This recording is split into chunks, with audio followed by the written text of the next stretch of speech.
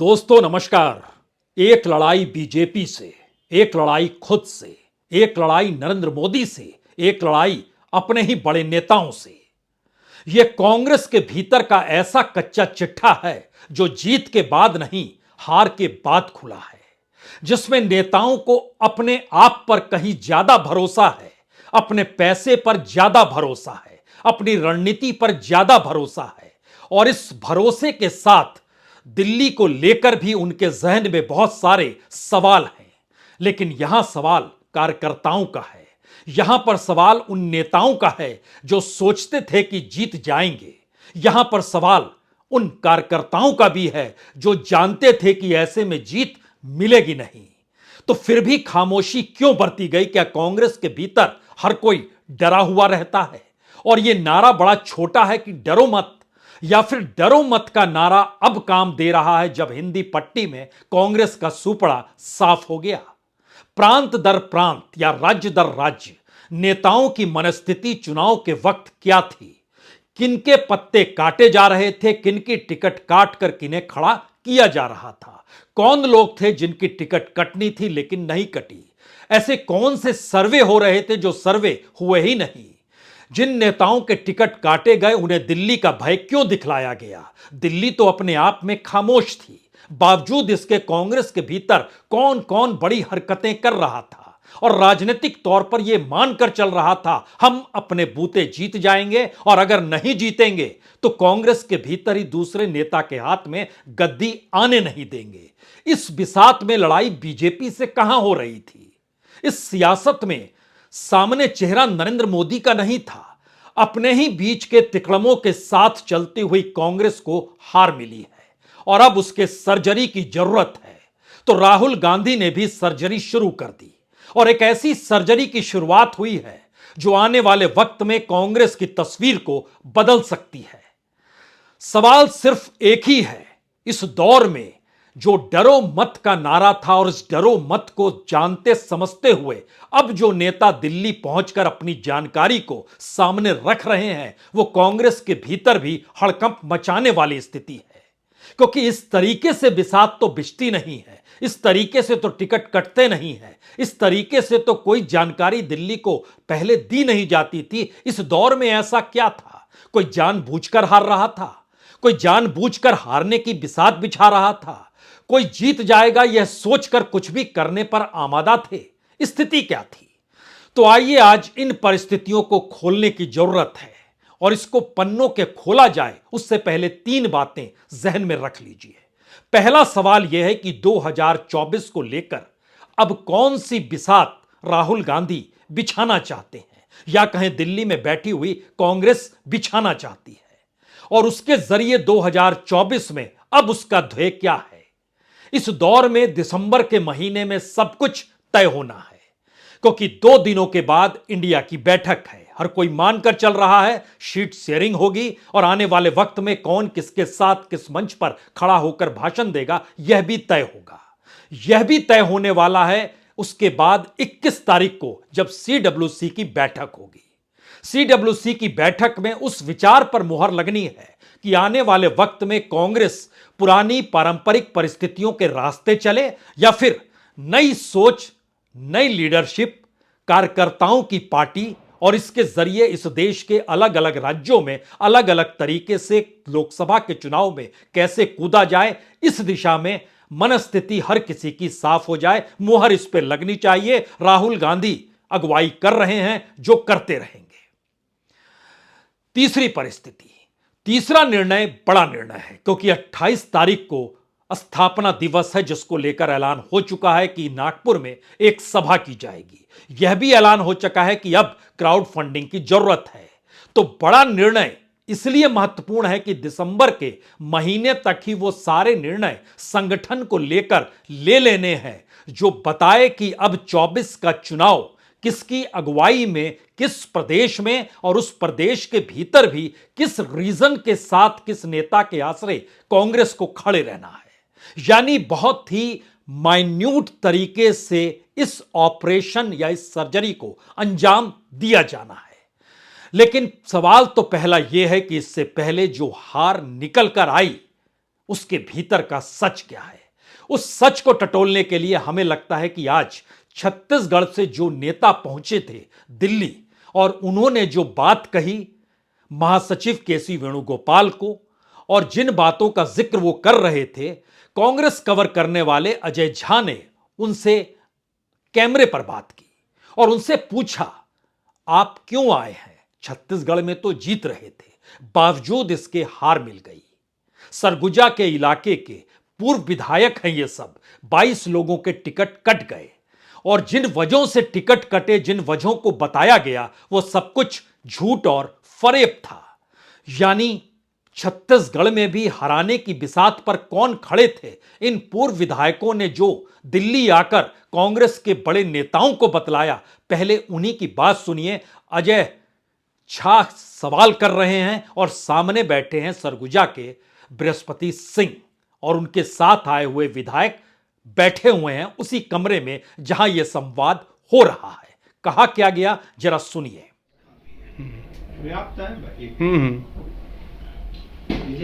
चाय लीजिए। दे दो बाबू, चाय दे दो। खरगे जी से भी मिलने का समय मांगा है आप हाँ, लोगों मांगा ने? है हम लोगों ने। अच्छा,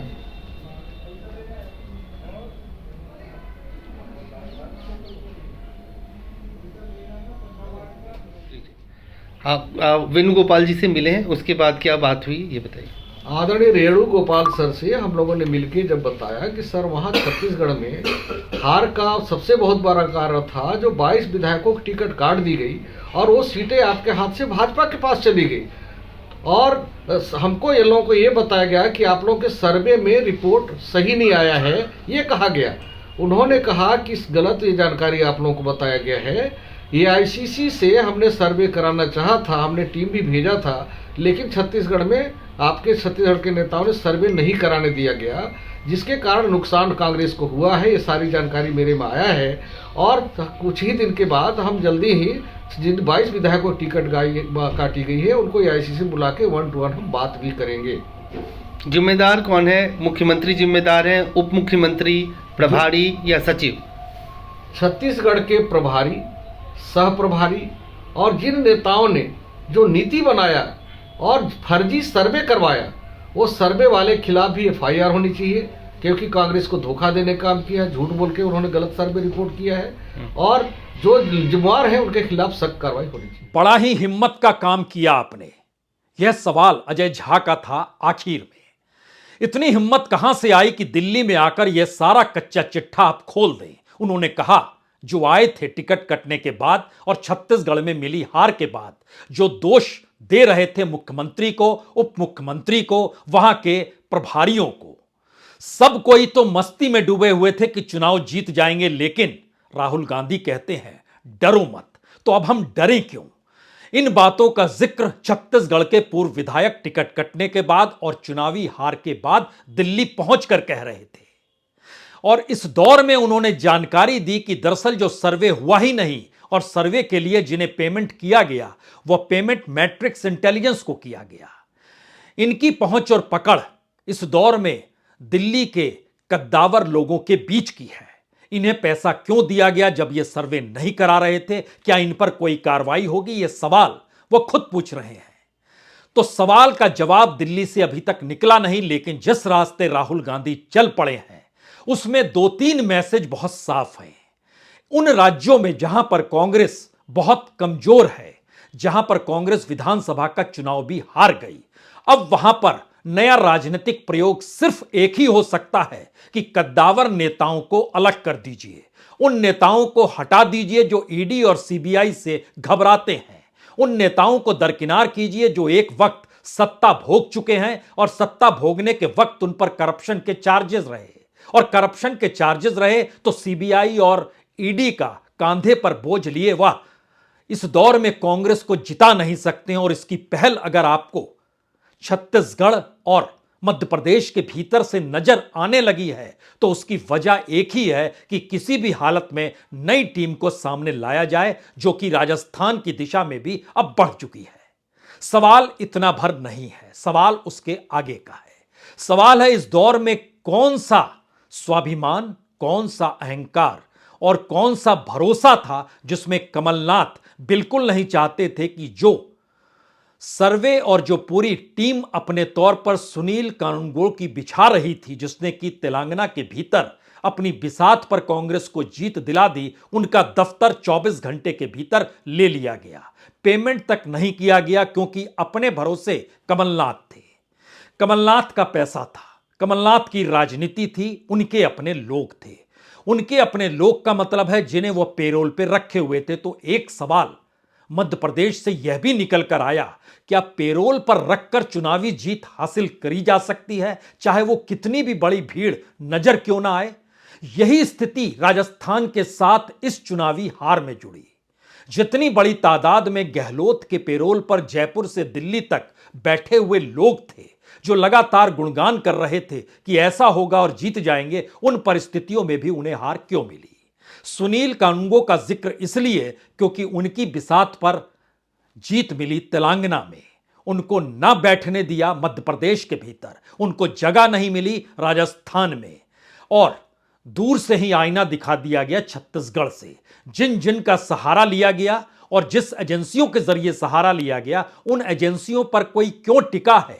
जरा कल्पना कीजिए कि छत्तीसगढ़ में मुख्यमंत्री के करीबी पत्रकार रहे, जो सलाहकार भी, उन्होंने एक सवाल उठाया कि एजेंसी और पैसे के भरोसे चुनाव नहीं जीता जा सकता है, कार्यकर्ताओं के साथ चलना होगा। लेकिन कार्यकर्ता नहीं, एजेंसी अगर दिल्ली की है और वह अगर दिल्ली में ताकतवर कोटरी की है, तो फिर कौन उन्हें डिगा सकता है? तो उस पर खामोशी बरत ली गई।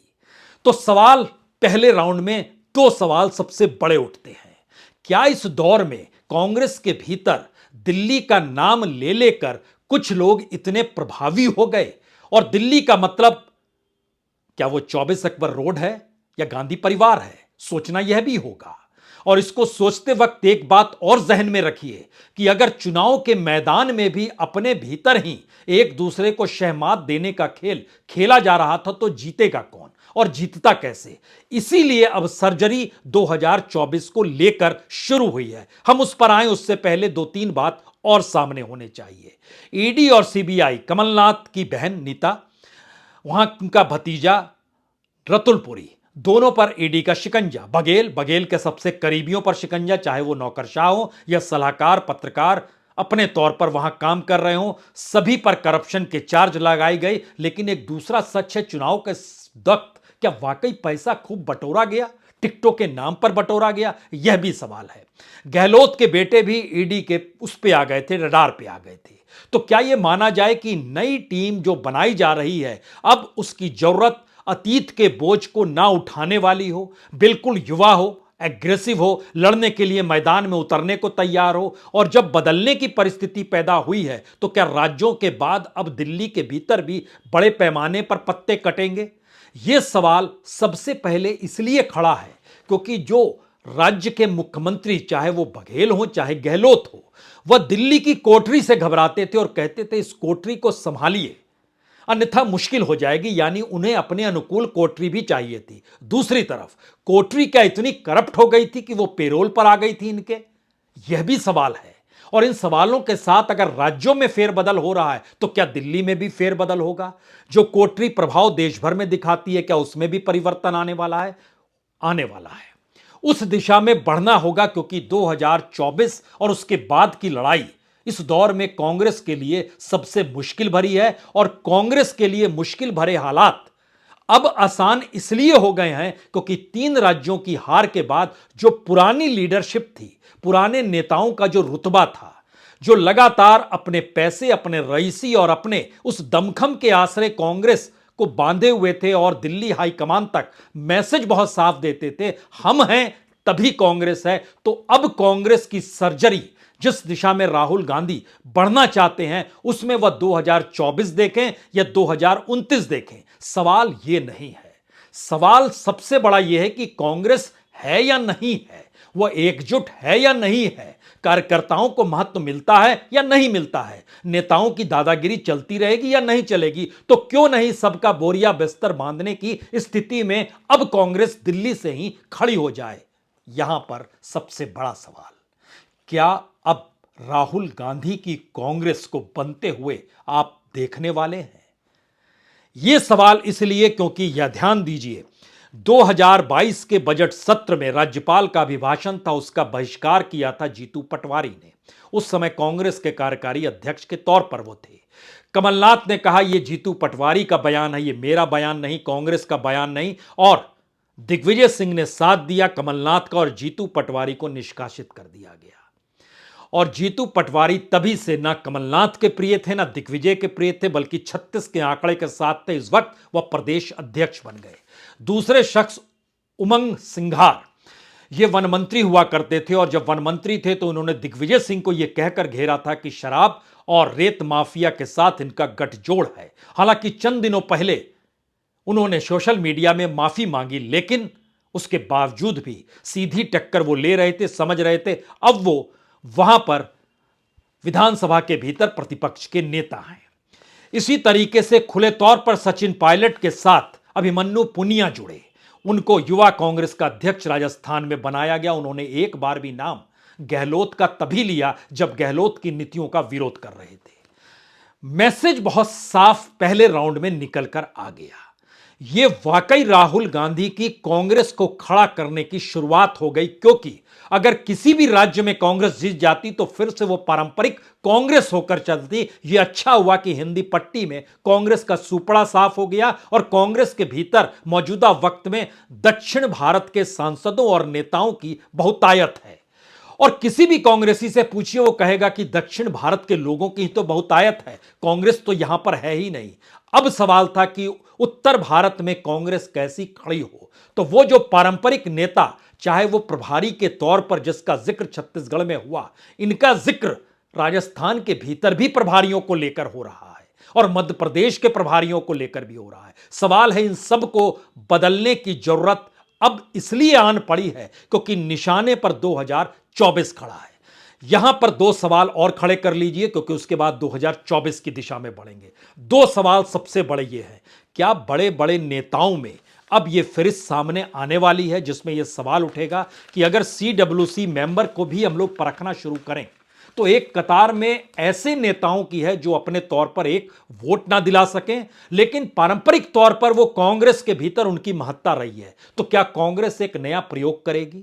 CWC के भीतर भी अब आने वाले वक्त में उसमें फेरबदल किया जाए और जो सक्रिय राजनीति में सहयोग कर सकता है और जिसका प्रभाव है उसको रखा जाए, और जिस तरीके से पुराने कांग्रेसी हैं उनके लिए एक नए ऑर्गेनाइजेशन जो ऑर्गेनाइजेशनल एस्पेक्ट में ही चीजों को डेवलप करे। क्योंकि इस फहरिस्त में अगर आप नाम देखिएगा CWC में मनमोहन सिंह, सलमान खुर्शीद, AK एंटोनी, अंबिका सोनी, चिदम्बरम, आनंद शर्मा, हम इन नामों को इसलिए सिर्फ ले रहे हैं ये बताने के लिए कि राजनीतिक तौर पर किनकी कब जरूरत है और नहीं है।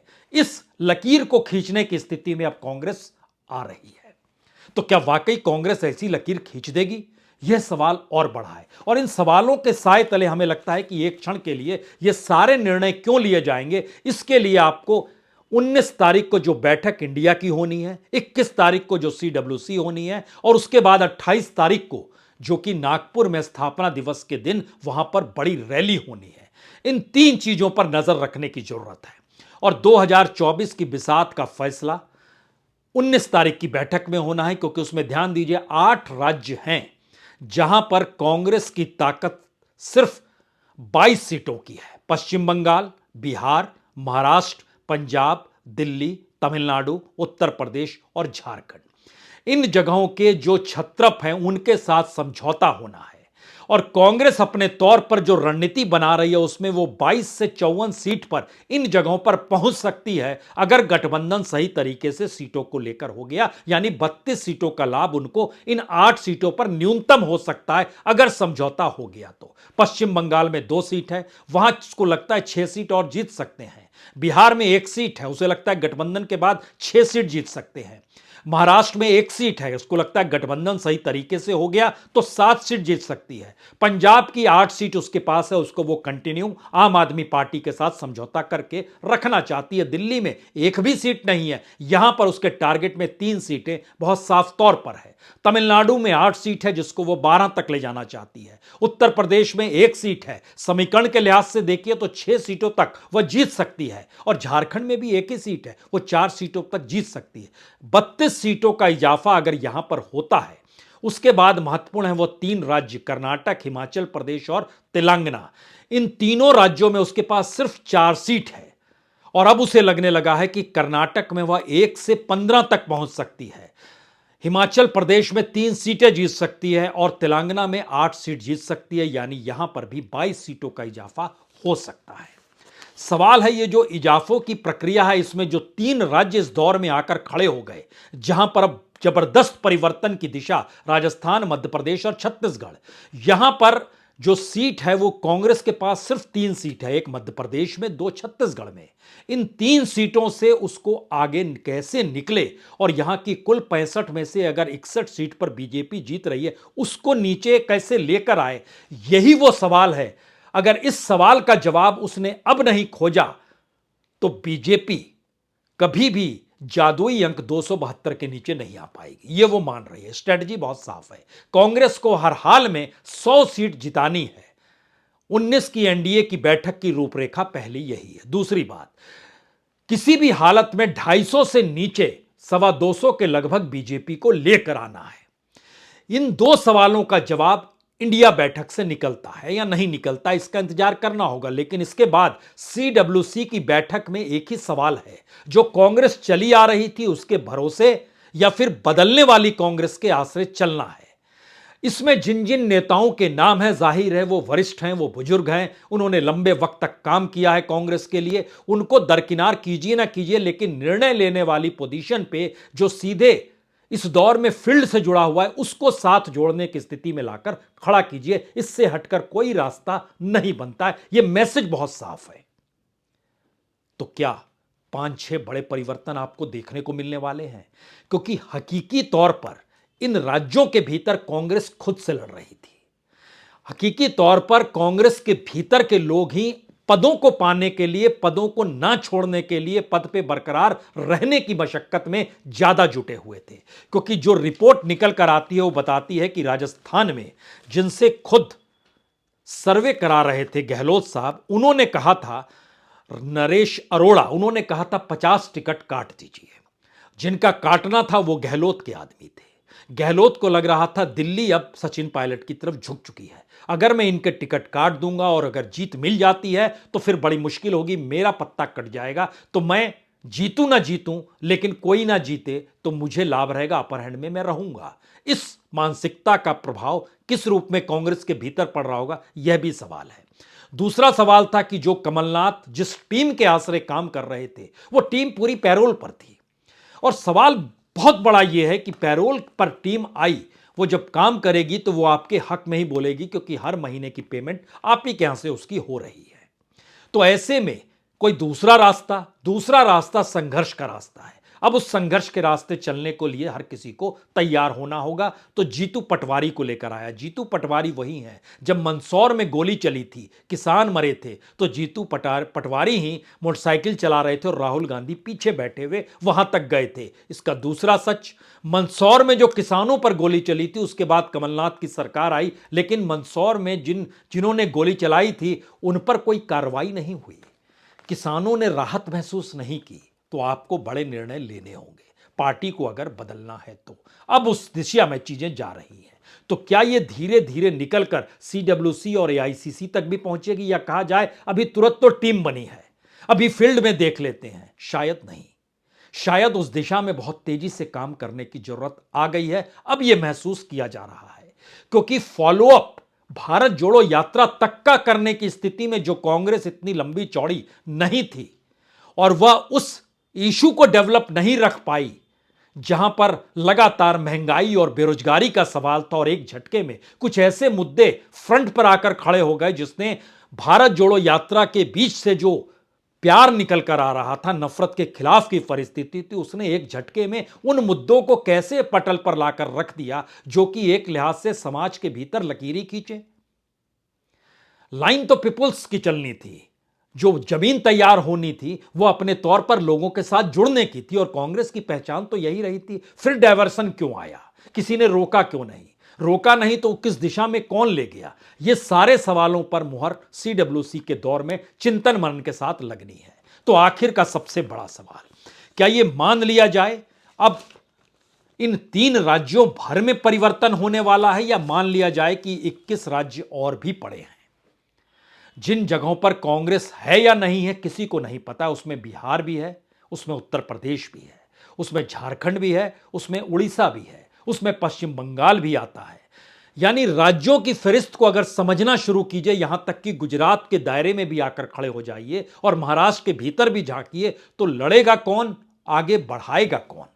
यह सवाल पहली बार कांग्रेस के सामने आकर खड़ा है। और अगर राहुल गांधी का कहना लोगों को अच्छा लगा है कि डरो मत, तो क्या यह मान लिया जाए अब इस रास्ते कांग्रेस अपनों से ही लड़ने के लिए बढ़ पड़ी है? और अगर बढ़ चुकी है तो फिर आपको अच्छी स्थितियां कांग्रेस के भीतर दिखाई दे सकती है, जो एक क्षण के लिए कहे तब तो 2024 भी नहीं मिलेगा।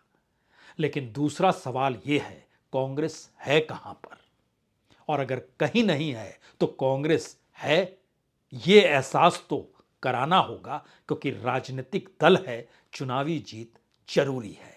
अब इस दिशा में सर्जरी की शुरुआत हो चुकी है। बहुत बहुत शुक्रिया, बहुत बहुत शुक्रिया।